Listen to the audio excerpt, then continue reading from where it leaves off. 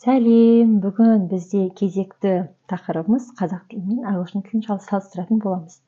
Сонымен қазақ тілінде мамандық және ағылшын тілінде мамандықтар қалай айтылады? Қазақ тілінде мысалы бізде жүргізуші, бізде қазақ тілінде ш деген жалғаулы жалғанады. Мысалы, егер жаңағыдай жіңішке дауыс болса егер жуан дауыстар болса біз міндетті түрде жуан ба жіңішке ме соны қарауымыз қажет.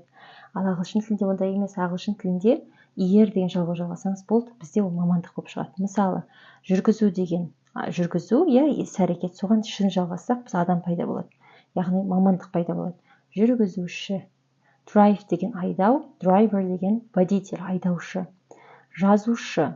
Writer. Write деген жазу, writer деген жазушы. Өрт сөндіруші. Firefighter. Өрт деген бізде fire, fight деген күресу деген мағынаны береді, ал бізде сөндіру деген, өрт сөндіру. Өрт сөндіруші, firefighter. Тазалаушы, cleaner. Оқытушы, teacher.